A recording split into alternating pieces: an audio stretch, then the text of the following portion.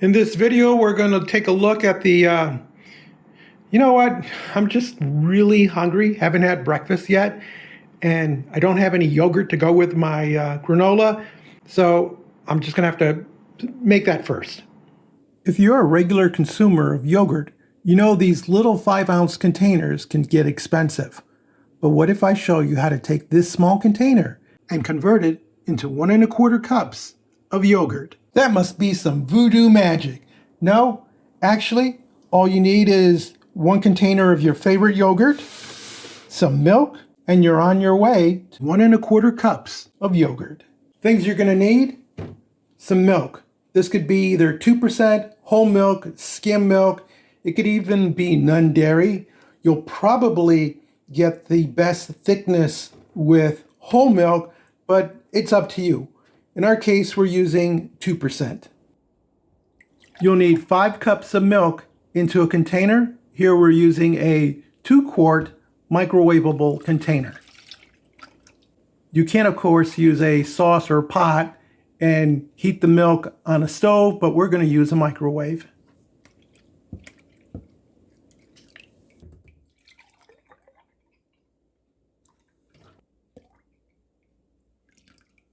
Our next step is to place the container in the microwave, and we're going to heat until the milk just starts to foam. With this 1200 watt microwave, that's about 11 to 11 and a half minutes. Depending on your microwave, it may be more, it may be less. The reason for heating up the milk is to kill any competing bacteria, better consistency and texture. As you get towards the end of your time, it's important to watch. Here we see it's bubbling, and you see that foam? That means that our milk product has been heated sufficiently. You don't want it to boil over. So as soon as you see it starting to foam up, it's time to turn off the microwave. And now, the hardest part of all, we just let it sit here until it cools down. You want the liquid, the milk, to cool down to the point where with a clean finger, if you dip it in there, it doesn't scald you. So, which means you're going to have to wait for the outside to cool off, because right now it's really hot. It's pretty much the same thing if you're prepping on a stovetop. As soon as the milk starts to foam or boil, you turn it off and let it cool down. I've allowed this to cool for about 20 or so minutes, and if I put a clean finger in there, it's bath water warm. You'll also notice that there's a skin on top, and you can either get rid of that or just mix it into the product. After all, it's nothing more than just milk.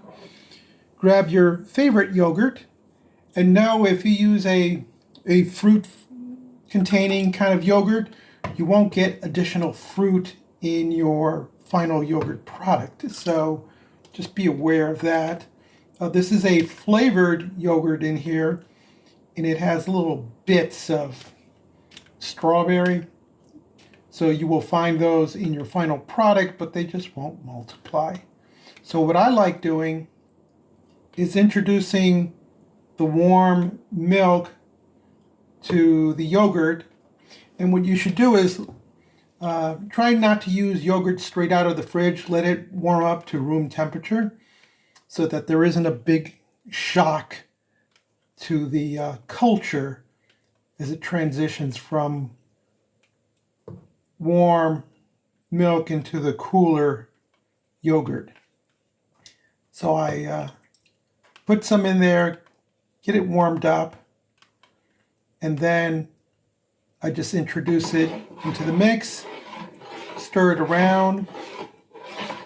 What you don't want to end up with is you don't want to come up here and find lumps of yogurt sitting on the bottom of the container.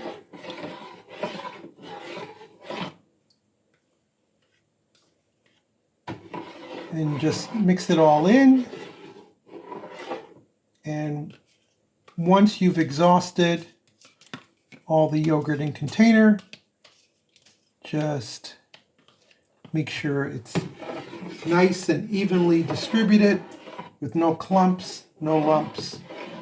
And once that's all mixed, and again, I'm not seeing any.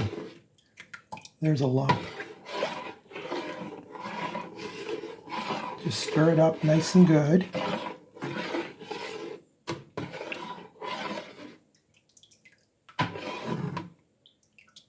And that's just a bit of the skin. So I'm not worried about that, or some of the fruit. I'm not seeing any real lumps of yogurt in here. So now we're ready to transfer this into the oven. And what I'm going to do is I'm going to put a lid on it. That keeps it from getting contaminated. Plus, as it's being heated by the pilot light or the light in the oven, it'll just keep the heat internal to it. For those of you with electric ovens, you're going to want to move the grate up so that the container is close to the light, which is going to be running the whole time. So it's generating heat to keep the culture warm. If you happen to have a gas oven with a pilot light that's always on, then you want to place the container closer to the bottom. If you have a gas oven with electric ignition, then you're going to want to place it again close to the light source, which may be in the front or in the back, somewhere in your oven. We come to our oven, put the container on the rack, make sure it's close to the light that's going to stay on so that it is warm all the time. We set the timer for 12 hours. If you can't go 12 hours, 10 would suffice. I just find the consistency is thicker with 12 hours. Of course, if you're using a pot for your milk and yogurt mixture, you can directly put that into the oven. When the alarm sounds, we remove the container. It should feel warm to the touch. Upon removing the lid, we see that the milk and the yogurt have fermented, and there may be a little bit of liquid on top, but it should look like just a big mass of yogurt. So now what we're going to do is we're going to refrigerate it. Now if there's a little bit of liquid on top right there, and that's called whey. You could either drain it off or just leave it there. Sometimes you'll get a pooling of it, and at that point I just drain it off because it makes for a thicker yogurt. But being that there's so very little of it, I'm just going to refrigerate it for a couple of hours. After a few hours, remove the container from the refrigerator. Take off the lid, and you're ready to spoon out your yogurt. Now, this one looks particularly dry. Sometimes you'll get a layer of fluid. It's protein, calcium, some potassium. So it's actually, you can either mix it in or drain it off. I typically drain it off because I want the yogurt to be a little thicker.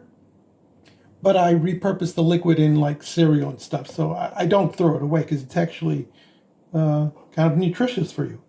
So you see this looks nice and thick, right? So put it into your container. You can stir it up, and it's going to have the essence of whatever flavor you started out with. So in our case, there's some strawberry. The strawberry flavor is not going to be as intense as it was with the little cup, but there's an essence of it here.